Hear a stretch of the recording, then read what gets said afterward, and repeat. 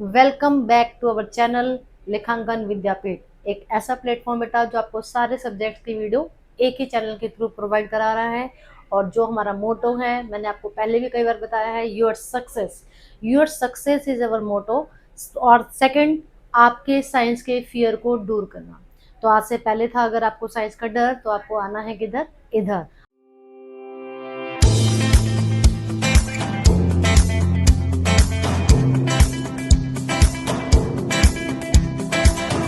I am Ritu Sharma, having 18 plus years of experience in my teaching field. तो चलिए start करते हैं बेटा। बायो का हमारा चैप्टर है इम्प्रूवमेंट इन फूड रिसोर्सेज। इस चैप्टर में ऑलरेडी हम लोगों ने ये पढ़ा कि क्यों नीड पड़ी कि जो फूड रिसोर्सेज ऑलरेडी हम लोगों के पास अवेलेबल थे, उनकी वैरायटी में इम्प्रूवमेंट लाने की नीड क्यों पड़ी, क्या क्या उसके ऑब्जेक्टिव्स थे।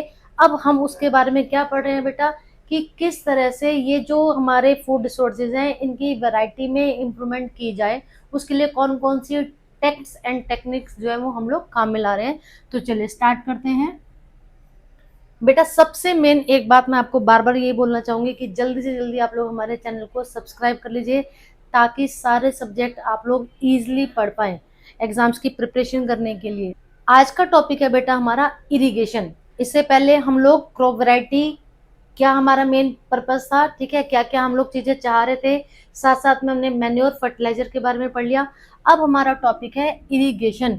अब इरिगेशन होता क्या है, पहले तो आपको ये समझना है। Irrigation means supplying water to crops at right time to help them grow. बेटा एक वर्ड हम लोग अपने डे टू डे लाइफ में यूज करते हैं, वाटरिंग द प्लांट मीन्स पौधों को पानी देना। और एक टॉपिक है हमारा ये इरिगेशन। सबसे मेन हमने ये पढ़ा था ना कि हम किसी भी पौधे को क्रॉप नहीं बोल सकते। सबसे पहले बात तो ये पता होना चाहिए कि एक्चुअल में क्रॉप क्या होता है। ऐसे प्लांट जो सेम लैंड एरिया पे एक ही तरीके के प्लांट उगे हुए हैं, उनको बोलते हैं हम लोग क्रॉप्स। आज की डेट में क्या है, सेम ही तरीके के नहीं भी हो सकते, क्योंकि जैसे हम लोग अभी वो पढ़ेंगे मिक्स फार्मिंग वगैरह।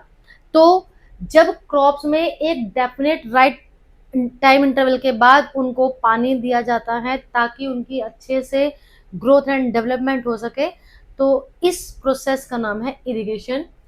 In India most farming depends on rain.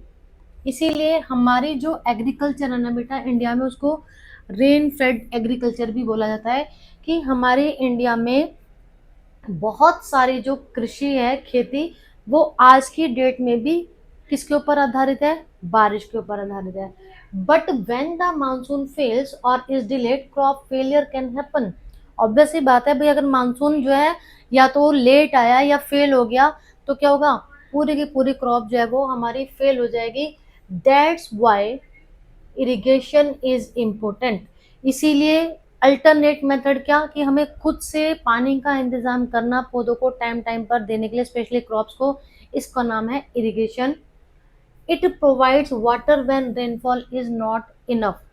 अब एंशियंट टाइम पे क्या होता था कि क्योंकि टेक्नोलॉजी इतनी ज़्यादा एडवांस नहीं थी, साथ साथ में हमारे जो फार्मर्स हैं उनके पास लैक ऑफ एजुकेशन थी, तो जिसकी वजह से उन लोगों के पास इरिगेशन के कुछ ज़्यादा सोर्सेज नहीं हुआ करते थे। वो मोस्टली किसके ऊपर डिपेंड थे, हमारे रेन के ऊपर। तो ये कारण था कि बेचारे पूरे साल जो है मेहनत करके लास्ट में उनकी क्रॉप जो है वो फेल हो गई, क्योंकि उनको पानी नहीं मिल पाया। बट आज की डेट में काफ़ी हद तक ऐसे सिचुएशन में इम्प्रूवमेंट आया है।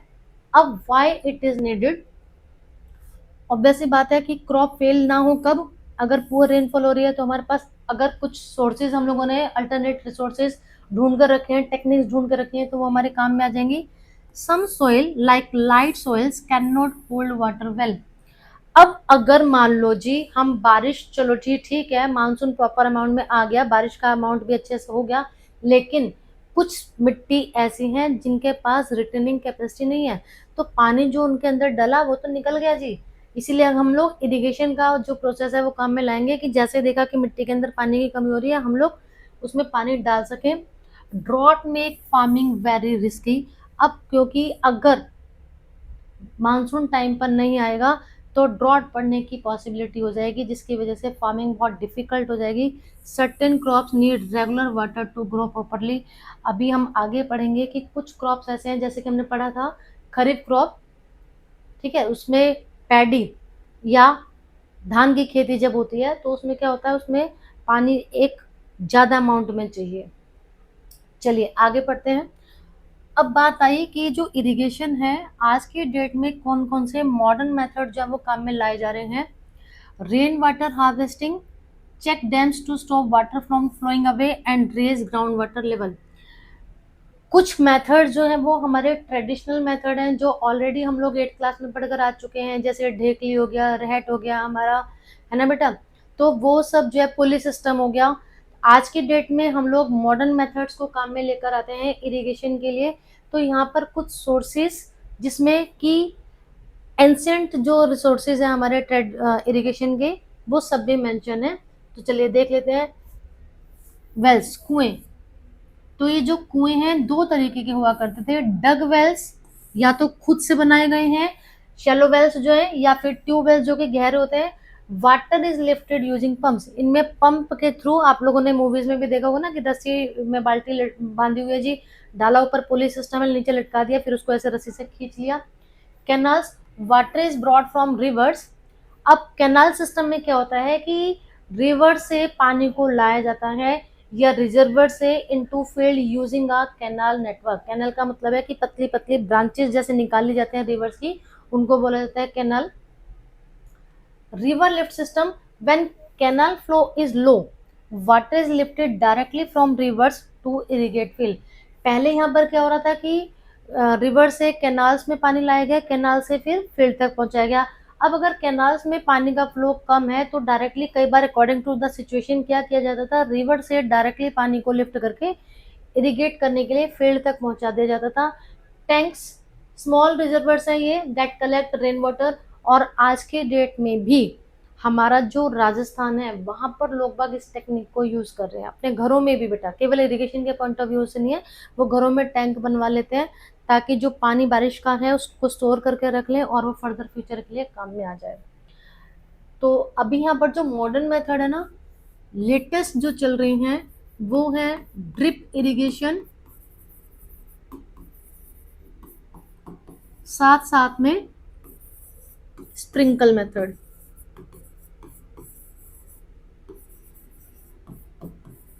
सोशल साइंस में भी आपने पढ़ा होगा ड्रिप इरिगेशन। इस मेथड में क्या होता है कि इसमें बहुत सारी पाइपलाइंस बिछा दी जाती हैं फील्ड के अंदर, और वहां से इस तरीके से, जैसे मान लो पतली पतली ये पाइपलाइंस है, यहाँ पर ये कोई अगर मान लो पौधा है जी, ठीक है, ये इसकी ब्रांचेज है, तो यहाँ पर इसका कनेक्शन जो है वो डायरेक्ट ऐसे किया जाता है कि ड्रॉप ड्रॉप करके पानी जो है वो इसकी रूट्स में जाए।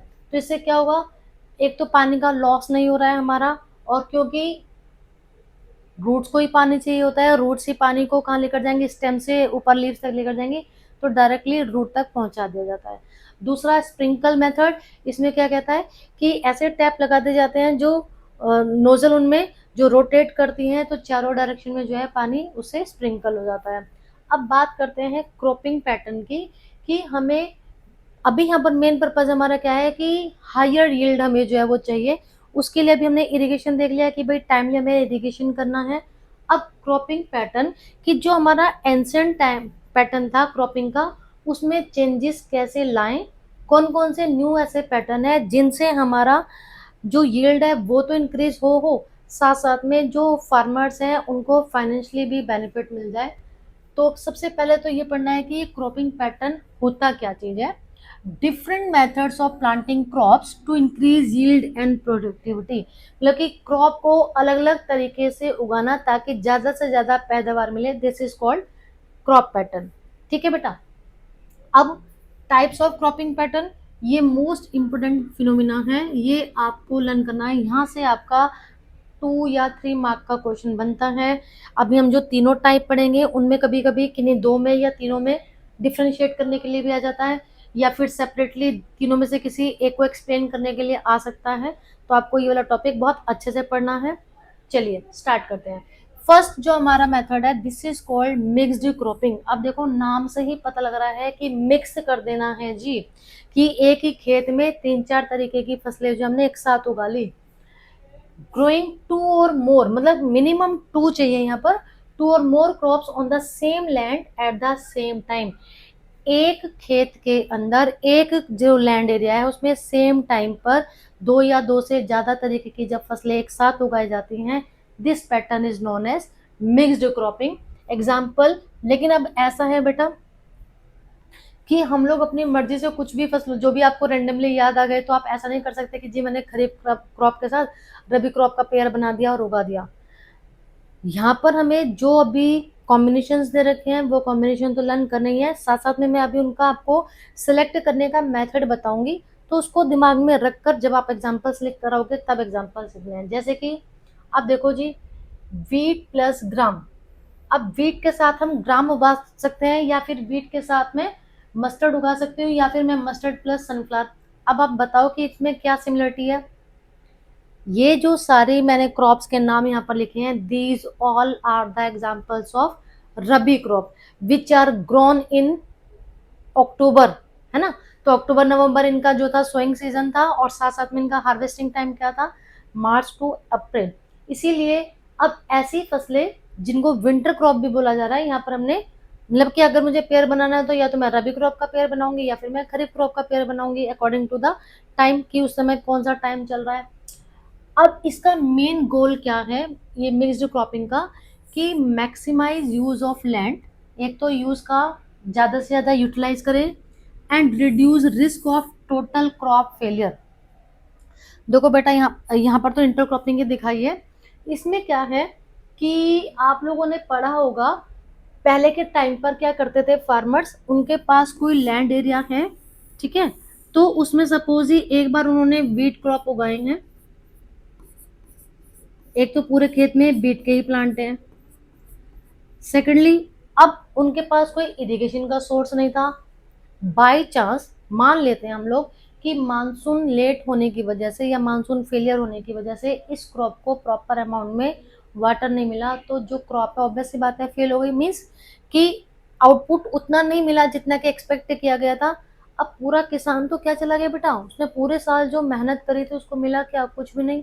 तो मिक्स्ड क्रॉपिंग में क्या होगा यार, हमने दो या तीन फसलें उगाई हैं एक साथ, तो एक क्रॉप फेल हो गई तो कम से कम दूसरी तो रहेगी, तीसरी तो बचेगी, ठीक है। तो ये होता है, जैसे हम लोगों ने हिंदी में कहावत पढ़ा ना, एक पंथ दो काज, यहाँ पर तो एक पंथ दो या तीन काज हो रहे हैं। चलिए अब आगे।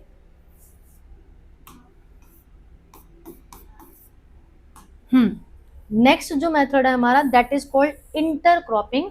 अब सिर्फ मिक्स्ड क्रॉपिंग और इंटर क्रॉपिंग में मामूली सा डिफरेंस है, वो आपको क्या पढ़ना है। यहाँ पर भी क्या है, crops are planted in a definite pattern like rose.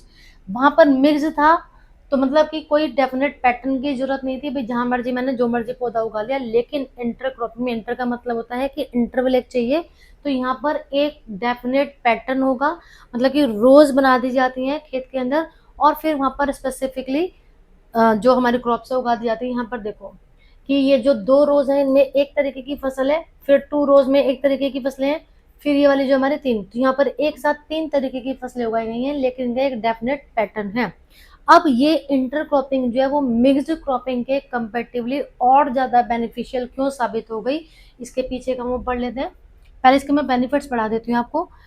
Better nutrients uses, एक तो क्या होगा, क्योंकि भाई पूरा एक तो खेत भर गया, तो पूरे खेत में प्लांट लगे हुए हैं, तो उसकी मिट्टी के अंदर जितने भी न्यूट्रिएंट्स है सारे के सारे यूटिलाइज हो गए। Less paste and disease spread. अब ये पॉइंट मोस्ट इंपोर्टेंट है बेटा, हम लोग ऑलरेडी अपनी प्रीवियस क्लास में पेस्ट्स के बारे में पढ़कर आ चुके हैं, इंसेक्ट्स पेस्ट वगैरह। उनका भी क्या होता है, सारे तरीके के पेस्ट सारी फसलों को नुकसान नहीं पहुंचाते, स्पेसिफिक होता है। जैसे कि आप लोगों की एक फेवरेट डिश है, इसी तरह से पेस्ट के साथ भी है। तो सपोज जैसे कि आपने अभी थोड़े दिन पहले न्यूज सुनी होगी कि टिड्डों का पूरा दल जो है जी आ गया, ठीक है, किसी भी खेत में वो घुस जाते हैं और खेत की पूरी फसल को बर्बाद कर देते हैं। अब हमने क्या किया, यहाँ पर उनको चकमा देने के लिए हमने मान लिया, हमने सपोज कर लिया कि जो पेस्ट आए, पेस्ट का जो पूरा ग्रुप आया, उनकी ये वाली जो क्रॉप है वो फेवरेट थी, ठीक है। लेकिन क्या हुआ, अब वो पहली रो को नुकसान पहुंचा रहे हैं, दूसरे को जैसे तीसरी में, अरे भाई ये तो दूसरी को, ये कौन सी क्रॉप आ गई, ये तो मैं नहीं खाता। जैसे आप कह रहे हो तो यार मम्मी मुझे तो दाल नहीं पसंद, मैं मेरे लिए तो राजमा बनाओ, दाल में तो मैं छूंगा ही नहीं। तो पेस्ट के साथ भी ऐसा ही है जी। अब क्या हुआ जी, थोड़ा और आगे बढ़े जी, फिर तीसरी जो रो है उसमें कुछ और फसल है, तो क्या, तो बेचारे क्या होंगे, वापस लौट जाएंगे। तो बहुत ही मिनिमम नुकसान हुआ यहाँ पर। इसी तरह से जो भी हमारे डिजीज होती हैं, जो कि कम्युनिकेबल डिजीज है, एक प्लांट से दूसरे में लग रही है, तो उससे भी यहाँ पर क्या होगा, क्योंकि अलग अलग वैरायटी के हैं, तो हो सकता है कि ये 2 रो जो है वो कंटामिनेटेड, सॉरी इन्फेक्टेड हो जाएं, लेकिन जो नेक्स्ट वाले हमारी रो है वो तो क्योंकि अलग वैरायटी थी तो वो बच जाएगी। ठीक है, इस तरह से बचा सकते हैं। Both crops give good yield, तो यहाँ पर 2 या 2 से ज़्यादा हम जितने भी तरीके की फसलें उगा रहे हैं वो हमें अच्छी पैदावार देंगे। अब बात करते हैं कि इसके एग्जाम्पल क्या हैं। सोयाबीन प्लस मेज और बाजरा प्लस काउपी। तो सोयाबीन प्लस मेज ये दोनों क्या थी बेटा, हमारी खरीफ क्रॉप थी। अब यहाँ पर हम उन क्रॉप्स को कैसे चूज करें, एक तो मुझे ये बेस पता चल गया कि मुझे उनका सोइंग सीजन सेम होना चाहिए, ऑब्वियस सी बात है, ऐसी फसलों का पेयर बनाना है। लेकिन यहाँ पर इंटर क्रॉपिंग के लिए एक चीज और दिमाग में रखनी है, वो क्या, crops are chosen so that they use nutrients differently and don't compete. ये लाइन बेटा मोस्ट इंपोर्टेंट है। अभी हम आगे जब इसमें पिसी कल्चर वाला टॉपिक पढ़ेंगे ना, तो वहां पर भी ये हमें दिमाग में रखनी है। यहाँ पर क्या है कि हमें 2 या 2 से ज़्यादा फसलें, ऐसी फसलें चूज करनी है जिनकी न्यूट्रिएंट रिक्वायरमेंट डिफर हो। मतलब कि किसी को अगर ज़्यादा मात्रा में चाहिए पोटेशियम, तो दूसरे को ज़्यादा मात्रा में क्या चाहिए होना चाहिए, फॉस्फोरस। किसी तीसरी को चाहिए जी सोडियम, सॉरी जिंक। तो सब अलग अलग न्यूट्रिएंट ले रहे हैं, तो सारे न्यूट्रिएंट जो है वो यूज हो गए। अब देखो इसको हम डे टू डे लाइफ से कैसे रिलेट करके समझ सकते हैं। सपोज एक घर में 4 या 5 भाई बहन है, ठीक है। अब सबका ही फेवरेट एक ही डिश है जी, मान लो पिज्जा। अब पिज्जा आया जी, मान लो जी 2 पिज्जा आ गए, सबको एक वही चीज पसंद है, तो क्या होगा, आपस में लड़ाई झगड़ा करेंगे, या तुझे कम मिल गया मुझे ज्यादा मिल गया। ठीक।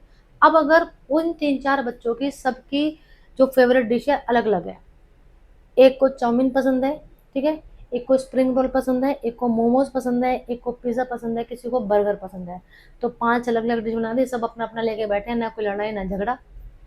ठीक इसी तरह से, तो यहाँ पर हमने जो फसलें चूज की उसका बेस क्या होना चाहिए हमारा, क्या, कि उनकी न्यूट्रिएंट रिक्वायरमेंट डिफर हो, वो आपस में उस चीज को लेकर कंपटीशन ना करें।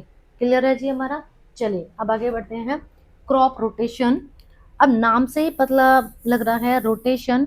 आपके स्कूल्स में होता है ना आपका सीट का रोटेशन, कि आज जो बच्चा आगे बैठा है वो फिर पीछे जाएगा, फिर उससे पीछे जाएगा, ताकि जो सबसे लास्ट वाला बच्चा है उसको भी आगे आने का मौका मिले, है ना। हम लोगों के टाइम पे क्या होता था जी, जिसकी जहाँ सीट एक बार फिक्स होगी वो डेली वहीं आकर बैठ रहा है जी। लेकिन अब चीज़ें थोड़ी और ज़्यादा सिस्टमेटिकली हो चुकी हैं, तो अभी हर जगह क्या होता है, रोटेशन होती है। ठीक इसी तरह से भी अब यहाँ पर क्या होगा, क्रॉप का रोटेशन होगा। मीन्स एक ही खेत में एक साथ 2 या 3 फसलें नहीं उगानी, 1 बाय 1 उनको उगाना है। तो growing different crops one after the other on the same land in a planned way। लेकिन यहाँ पर प्लानिंग पहले से ही करनी पड़ेगी, कि भाई अब की बार मैंने ये वाली फसल उगाई है तो ये मैच्योर हो गई, जब इसकी हार्वेस्टिंग हो जाएगी तो मुझे उसके बाद ये वाली फसल उगानी है। रेंडमली तो कहीं पर कुछ भी नहीं होता, ऑब्वियस सी बात है, साइंस है, तो यहाँ पर रेंडमली तो कुछ भी होगा ही नहीं। चलिए नेक्स्ट। हेल्प्स, इसकी वजह से क्या होगा, हेल्प्स मेंटेन सोइल फर्टिलिटी। अभी हम पढ़ेंगे कैसे, कि ये एक ऐसा मेथड है जिसकी वजह से हमारी जो सोइल है उसकी फर्टिलिटी बरकरार रहती है। हमने जो पहली फसल उगाई, अगर उसने जो न्यूट्रिएंट्स यूटिलाइज कर लिए, हम दूसरी फसल ऐसी उगाएंगे जो उन न्यूट्रिएंट्स को वापस से सोइल में मिला दे, तो हो गया बैलेंसिंग। अभी पढ़ेंगे कैसे। Example, planting pulses after cereal crops. जो सीरियल हैं, मतलब कि हमने पढ़ा था कि जो ऐसे ग्रेन्स हैं जिनसे हम लोग चपाती बना सकते हैं, तो जितने भी सीरियल्स हैं जनरली, जब हमने उनको उगाया तो उस मिट्टी के अंदर प्रोटीन की ज़्यादातर कमी हो जाती है। ठीक है जी बेटा, स्पेशली जैसे मान लो नाइट्रोजन की कमी हुई है। उसके बाद हमने उगाया पल्सेस को। इन पल्सेस वाले प्लांट को लेग्यूम्स बोला जाता है। ऑलरेडी आप लोग पढ़कर आ चुके हो अपनी प्रीवियस क्लास में, एक बार मैंने दोबारा बता दिया, लेग्यूम्स। ठीक है, और इन लेग्यूम्स की क्या स्पेशलिटी है बेटा, इनकी रूट नोडुल्स में, इनकी रूट में नोड्स होती हैं, गांठें, और उनके अंदर एक बैक्टीरिया रहता है जिसका नाम है राइजोबियम। और ये जो राइजोबियम बैक्टीरिया है इसका क्या काम था, ये एटमॉस्फेरिक नाइट्रोजन को उसके कंपाउंड्स में कन्वर्ट कर देता है। बिकॉज बेशक से हमारी एयर के अंदर 78% नाइट्रोजन है, उसके बावजूद ना तो प्लांट्स ना ही हम लोग इसको डायरेक्टली ले सकते हैं, लेकिन चाहिए तो जरूर प्रोटीन बनाने के लिए। तो इसीलिए क्या किया जी, कुछ बैक्टीरिया भगवान ने ऐसे बना दिए कि वो इस नाइट्रोजन को लेकर उनको नाइट्रोजन के कंपाउंड्स में कन्वर्ट करने की कैपेबिलिटी रखते हैं। तो दैट्स वाई सीरियल क्रॉप्स के बाद हमेशा हमने क्या उगा दिया जी, लेग्यूम्स उगा दिए। तो जो मिट्टी के अंदर कमी आई थी नाइट्रोजन की वो फुलफिल हो गई है। If done properly land gives multiple harvest in 1 year.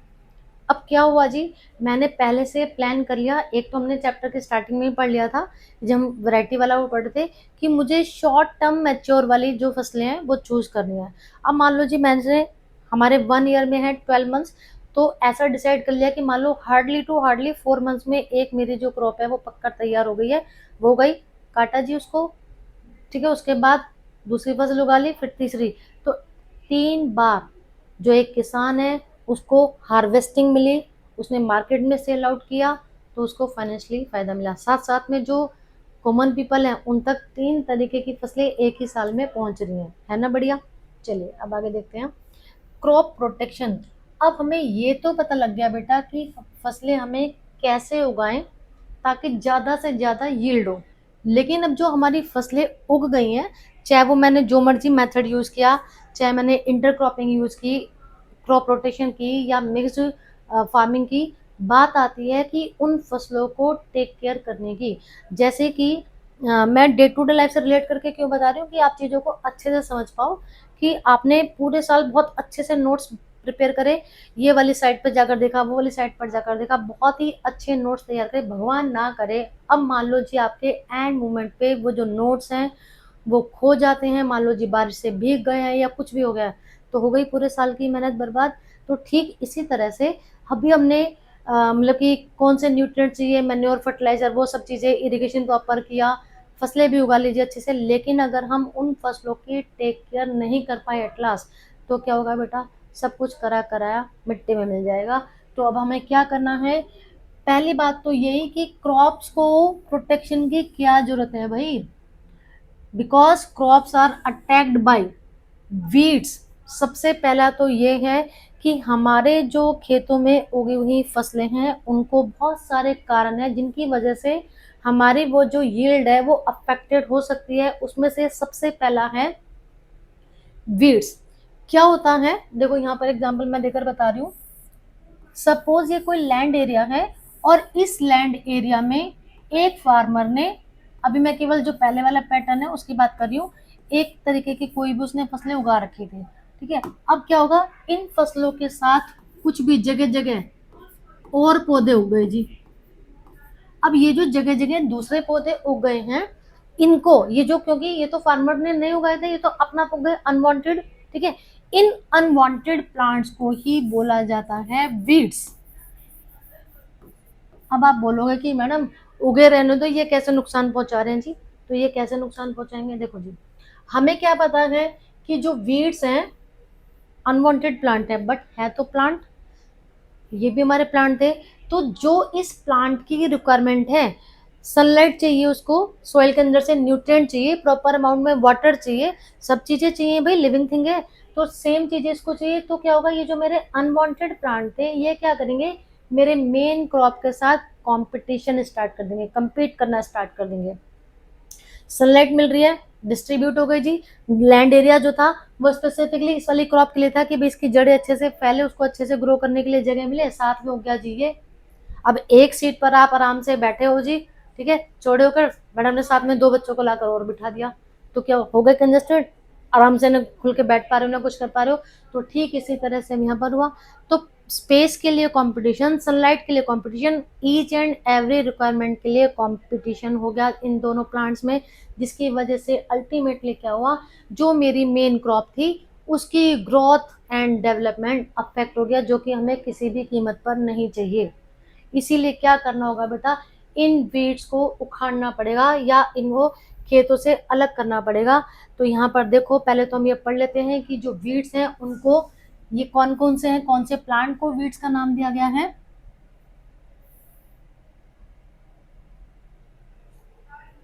Weeds, गोखरू, पार्थीनियम जिसको कि आम भाषा में गाजर घास भी बोला जाता है, और इसको बोलते हैं बेटा जेंथियम, जेंथियम। ठीक है, जेंथियम, पार्थिनियम एंड किप्रिनेसिस जिसको कि मोथा बोलते हैं, ये इनके कॉमन नेम है, ये उनका साइंटिफिक नेम है। तो आप लोगों को scientific name as well as उनका कॉमन नेम लर्न करना है। तो और साथ साथ में एक है चीनोपोडियम। अब ये जो चीनोपोडियम है ना बेटा, आम मतलब कि कॉमन नेम है इसका बथुआ। बथुआ तो सब बच्चों ने सुना ही होगा। अब ये मोथा क्या चीज है? मोठ की जो दाल होती है, मोठ कचौड़ी मिलती है ना मार्केट में, वही वाली जो दाल होती है। अब क्या है, उसी से ही मिलती जुलती, उसी की स्पीसीज का ही होता है मोठ, स्पेशली मोठ की दाल नहीं है, उसी की स्पीसीज का ही एक प्लांट है। अब ये जो है हमारे बथुआ, बथुआ तो सब बच्चों ने सुन रखा है, साग में डालते हैं ना मम्मी, सर्दियों में बथुआ का रायता बनाती है। तो ये अपना आप उगा था वहां पर खेतों में। आज की डेट में हम लोग उसको मार्केट से परचेज करके खा रहे हैं जी, तो है ना फायदे की चीज। तो पढ़ाई लिखाई इतना ज्यादा काम आती है हमारे कि यार मुझे तो ये पता लग गया बथुआ तो मुझे उगाना भी नहीं पड़ा, मुझे इतना ज्यादा तकलीफें नहीं करनी उठानी पड़ी उसके लिए, वो तो अपना आप खेतों में उग रहा था, मैंने लाकर उसको मार्केट में बेच दिया जी। ठीक है, तो these all are the examples of weeds. अब बात कर रहे हैं कि वीड्स को जैसे मैंने आपको बताया अभी, तो ये बेटा इंपॉर्टेंट क्वेश्चन है, यहाँ से एक लॉन्ग क्वेश्चन कई बार बनकर आ जाता है कि what do mean by weeds. ठीक है, why it is necessary to remove the weeds from the main field. तो व्हाट आर वीड्स अभी हमने पढ़ लिया, द अनवांटेड या undesirable plants which grow along with the main crop. ठीक है, अब क्यों वो उनको निकालना जरूरी है, क्योंकि वो क्या करें, मेन क्रॉप के साथ कॉम्पीट करें, किसके चीज को लेकर, ऑलरेडी हम लोग ये सब चीजें पढ़कर आ चुके हैं। अब इसका इम्पैक्ट क्या हो रहा है कि रिड्यूस क्रॉप ग्रोथ, जो कि हमें किसी भी कीमत पर नहीं चाहिए। सॉल्यूशन क्या है जी, रिमूव वीड्स अर्ली, हमें इसको निकाल बाहर फेंकना है। अब इसके दो मेथड हैं, पहले वाले मेथड का नाम है यूजिंग वीडिसाइड्स, दूसरे वाले मेथड का नाम है मैन्युअली। मतलब कि एक तो, अब आप वीड्स को मैं एक और एग्जांपल से समझाती हूँ बेटा। आप लोगों ने ऑब्वियस सी बात है सबके घर में पोटेड प्लांट देखे ही होंगे, सबके घर में होंगे कोई भी पोटेड प्लांट, जैसे कि तुलसी का पौधा हो गया, तुलसी जी का पौधा, रोज प्लांट हो गया, मैरीगोल्ड हो गया, दो चार पौधे तो ऐसे हैं कि कॉमनली हर घर में मिल ही जाते हैं। अब वहां पर क्या है कि हम देखते हैं कि जो मैंने मेन पौधा लगा रखा है कि समटाइम्स उसके साथ कुछ और पौधा भी उग गया, जैसे घास बेसिकली उग जाती है, ग्रास वहां पर, या कोई ऐसा पौधा आपको नाम तक भी नहीं पता। तो कुछ घरों में तो क्या होता है, गार्डनर को बुलाते हैं जी, वो साफ सफाई कर देता, नहीं तो घर में जो भी कोई प्लांट्स की टेक केयर कर रहे हैं, मम्मी पापा या आप लोग खुद, तो वो जो अननेसेसरी प्लांट वहां पर उग गए थे उनको उखाड़ फेंक देते हैं। ठीक, उसका मेन रीजन हमें यहाँ पर पता चल गया कि क्यों। तो ऐसा जो मेथड हम लोग काम में लेकर आ रहे हैं उसको बोला जाता है मैनुअल मेथड। अब दूसरा, आज की डेट में कुछ केमिकल्स का यूज किया जाता है जिनका नाम है वीडिसाइड्स, इनका स्प्रे कर दिया जाता है फील्ड्स में। इनकी क्या खासियत है कि ये स्पेसिफिकली जो अनवांटेड प्लांट है ना बेटा हमारे, उसी को डिस्ट्रॉय करते हैं, जो हमारा मेन क्रॉप है उसको ये नुकसान नहीं पहुंचाते। तो लेकिन उसके लिए हमें नॉलेज होनी चाहिए। मैं जाकर ऐसे बोलूंगी कि भाई मैंने गेहूं का, मेरी गेहूं की खेती है, तो जो ये केमिकल्स बेचते होते हैं, क्योंकि जैसे मेडिकल स्टोर वालों को नॉलेज होती है, उनको नॉलेज होती है कि भाई उसके साथ कौन सा वाला जो वीड्स है वो बेसिकली उग जाते हैं, तो वो उसको डिस्ट्रॉय करने के केमिकल्स आपको दे देते हैं। चलिए जी, अब बात करते हैं कि और कौन सा मेथड है जिसकी वजह से हमारी फसलों को बचाना जरूरी है, इंसेक्ट्स और पेस्ट। कि पेस्ट या इंसेक्ट्स जो हैं, जैसे मैंने अभी आपको टिड्डों का एग्जांपल ग्रासहोपर्स का बताया था कि फसलों को अटैक कर देते हैं वो लोग, या फिर डिजीजेस की वजह से। अब ये जो डिजीजेज हैं वो फंगाई, बैक्टीरिया या वायरस की वजह से, जैसे ह्यूमन बीइंग या एनिमल्स के अंदर कम्युनिकेबल डिजीजेस फैलती हैं, इसी तरह से खेतों के अंदर भी लग जाती हैं। अगर एक क्रॉप हो गई तो धीरे धीरे धीरे पूरे खेत में हो जाएगी, जिससे बचने के लिए हम लोगों ने क्या पढ़ लिया जी, कि हम लोगों को वो जो क्रॉपिंग पैटर्न है वो हमारी हेल्प करते हैं। If not controlled in time these can destroy crops and cause huge losses. इनमें से किसी भी कारण की वजह से अगर मेरी क्रॉप अफेक्टेड हो रही है और टाइमली उसको हम लोगों ने क्या नहीं किया, कंट्रोल नहीं किया, तो आगे जाकर ह्यूज लॉस, मतलब कि अल्टीमेटली क्या होगा, यील्ड नहीं मिलेगी। है हमारा, हमने वीड से तो पढ़ लिया जी, वीड से कैसे छुटकारा पाए। दूसरा इंसेक्ट्स या पेस्ट से। अब ये जो इंसेक्ट्स या पेस्ट है बेटा, ये 3 तरीके से हमारी फसलों को नुकसान पहुंचाते हैं। वो 3 तरीके क्या हैं, पढ़ लेते हैं। Cut leaves, stems and roots, ये पत्तियों को जगह जगह से काट देते हैं, स्टेम्स को कट कर देते हैं, रूट्स को कट कर देते हैं। या सक प्लांट्स से, प्लांट्स के अंदर जो लिक्विड होता है जिसके अंदर मिनरल्स वगैरह डिजोल्व होकर ऊपर से नीचे जा रहे हैं, ये उसको सक कर जाते हैं। या फिर bore into stems into fruits, या फिर जो प्लांट का स्टेम है उसके अंदर छेद कर देते हैं, या फ्रूट्स के अंदर है। तो वैसे बात है, अब अगर ऐसा कोई मार्केट में फ्रूट बिकने के लिए आएगा जिसमें आपको छेद दिख रहे हैं तो कोई नहीं खरीदेगा उसको। तो नुकसान किसको हो रहा है बेटा, जिसने उस फ्रूट की खेती की थी बेचारा, उसको तो मार्केट में उतना प्राइस वैल्यू नहीं मिला ना। Impact lower plant health and reduce yield. ठीक है जी, तो इसलिए ये जरूरी हो गया कि हमें इंसेक्ट्स और पेस्ट से अपने पौधों को बचाना है।